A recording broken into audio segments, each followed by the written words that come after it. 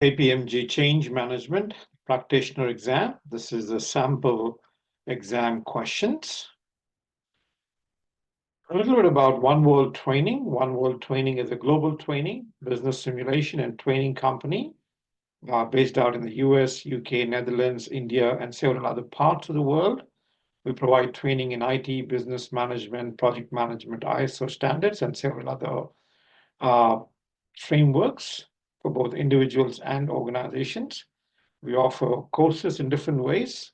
We offer public classroom-based trainings, online trainings, and even private and, in fact, on-site team trainings for both private and government organizations. We are an authorized training center and endorsed by leading global professional bodies.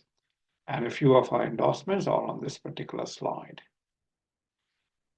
Now, the practitioner examination would test you on the various syllabus areas. So these are the 5 syllabus areas that you would be tested on in the practitioner examination. Question 1 covers the organizational context and awareness. Question 2 covers people and change. Question 3 covers change, leadership, and teams. And question 4 covers stakeholders and communication. And question 5 talks about, or rather covers, the work of a change manager. Now, each question has got multiple parts, and there are different exam formats that you would be tested on in the examination. So this sample exam would expose you to the various exam formats. Please also keep in mind that the practitioner examination would have a scenario, a fictitious scenario. You would need to study the scenario even before you start working on the questions. Now, also, please keep in mind, for certain questions, there is additional information provided. So if the question prompts you to read through the additional information, please do read the additional information before answering those questions. So for this particular sample examination paper, there is a scenario that would be provided to you as a part of the training pack. So please make sure that you read the scenario before you attempt the practitioner examination, the sample practitioner examination, or even before listening to this particular video. So let's kind of dive into the questions. So the assumption is you've already kind of have read through the scenario that is provided as a part of the training package.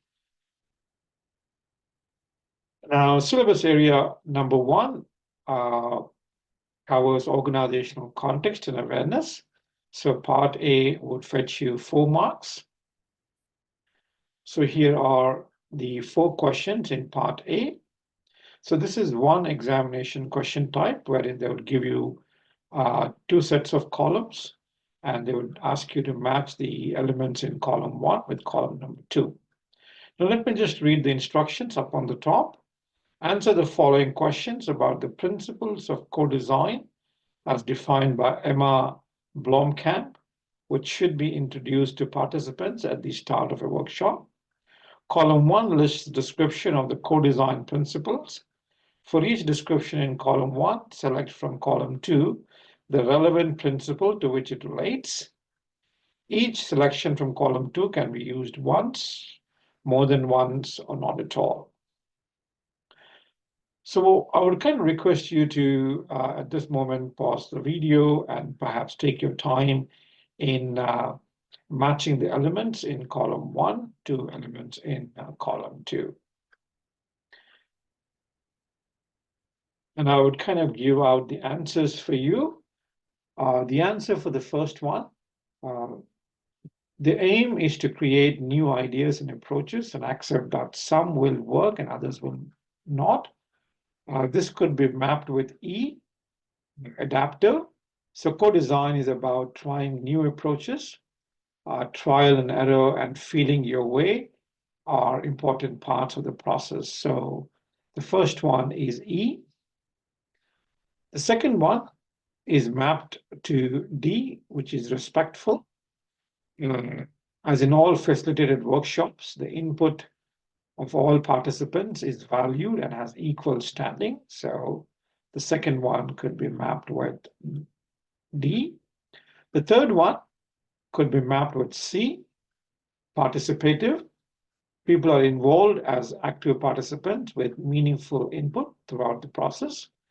Co-design is not about trying to sell a decision under the pretense of consultation. And the last one could be mapped with A, outcomes focused. Co-design is about achieving change and improving results. While the outputs of the workshop matter, the overall outcomes are more important. It helps no one to hold a workshop which produces a result that cannot be implemented. So those are the answers for this particular question. So we also kind of provided you with detailed answers that would really help you to take some time and process the answers and fill any gaps in your thinking.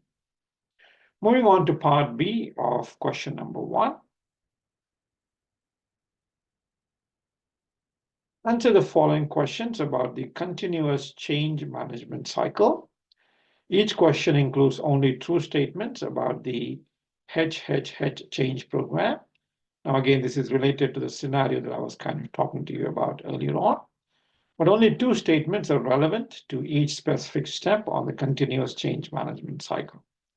Remember to select 2 answers to each question. Which 2 items are relevant to the discovery step of the continuous change management cycle?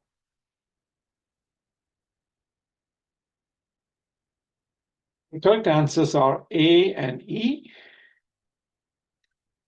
A is because initially it includes assessment of the change impact and readiness.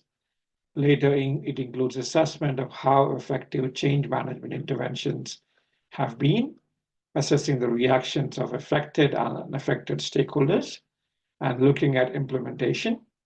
Now, the views about the changes and opinions of visitor center staff and local residents will be captured via an independent market research company. Is assessing the reactions of affected and unaffected changes. So the correct answer is A and then E. So these are the 2 right answers. E because, again, discovery initially, it includes assessment of the change impact and readiness. Later, it includes assessment of how effective change management interventions have been, assessing the reactions of affected and unaffected stakeholders, and looking at implementation. So the habitat staff who work outdoors with no direct contact with the visitors are likely to be the least engaged with implementation of the new processes. And therefore, E is the right answer. Now, if you would like to kind of know why the other options are incorrect, you could go through the answers on this particular slide. Let's move on to questions number 2 and 3 in part B. Question number 2. Which 2 items are relevant to the ideas step of the continuous change management cycle? And question number 3, which 2 items are relevant to the priorities step of the continuous change management cycle?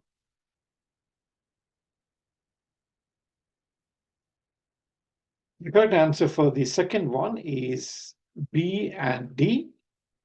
B and D are correct. B because ideas, what change interventions could possibly be used to progress and improve the situation found in discovery. An online repository of guidance for managing change will support the members of the 4 HHH project teams who have a poor understanding of format change methods, and is an idea for what could be done to improve the situation, and therefore B is the right answer. And the next one is D. A touring roadshow could be used to present the change plans to all the HHH sites. And an idea is definitely an idea that could be done to improve the situation and head off possible issues. And for the third one, Let me give you the answers for the third one. So the third one, it's B and C. These are the two correct options. So B, because the prioritization step should, as a minimum, look at estimated effort, estimated positive impact on the situation found in the discovery. And similarly, C is an option that aligns with prioritization. It's a good thing to also kind of look into why the other options are not the right options. So A, D, and E are incorrect because they're aligned with discovery and action and not with prioritization. Let's go on to question number 4. Which two items are relevant to the action step of the continuous change management cycle? Correct answers are B and C. B, because having agreed what actions to take, these may need to be broken into similar tasks. They can be sequenced. The tasks are completed and lessons can be learned about how to do similar tasks better next time. The communications team is drafting a statement from the CEO for approval by the board is an approval action. And C also is the right answer. The tasks are completed and lessons can be learned about how to do similar tasks better next time. A schedule of workshops to get feedback on the change is being circulated for comments is a planning action. So B and C are the right options. Here are the answers in terms of why the others are not the right one. Let's move on to part C of question number 1, and this carries 4 marks.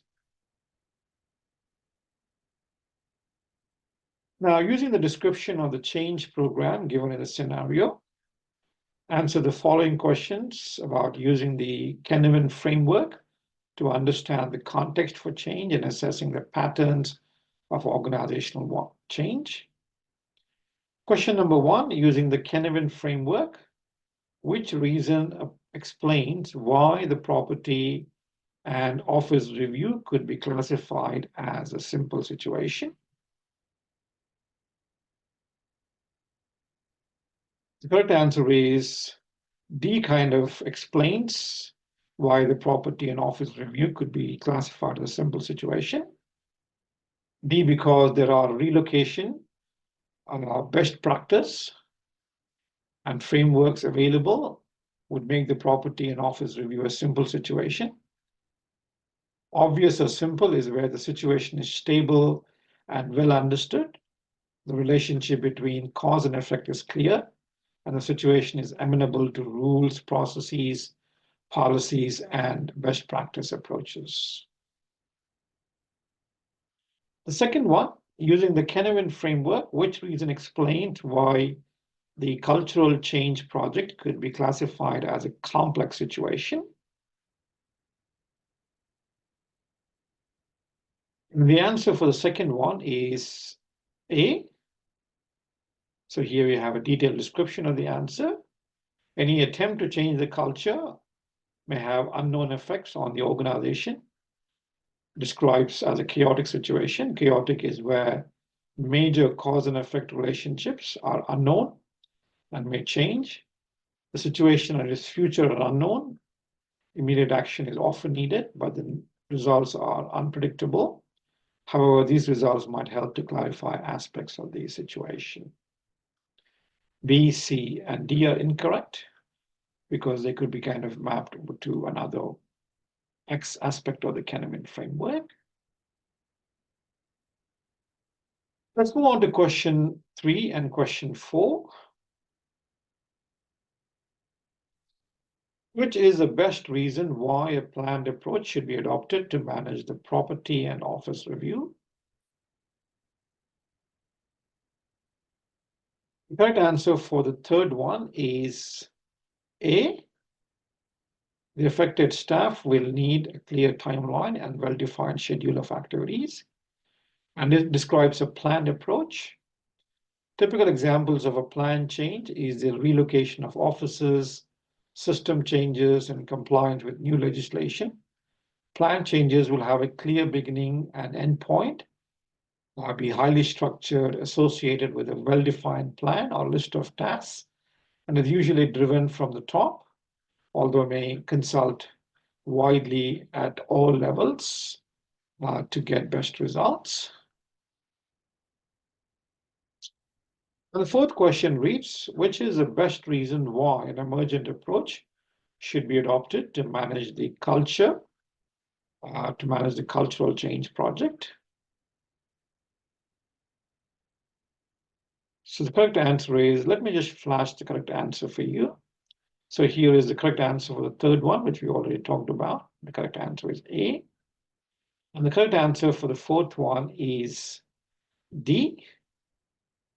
The details of what the future culture should look like are not yet clear. And therefore, this kind of describes an emergent change. It's not a planned one.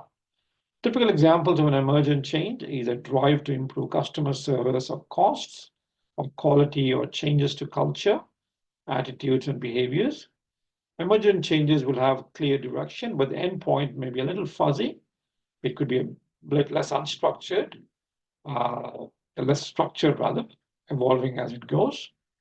It uses a more experimental step-by-step approach, testing what works and what doesn't work, and be supported from the top, but more participation is needed. There's more room for local line leaders and others in the organization to start their own initiatives.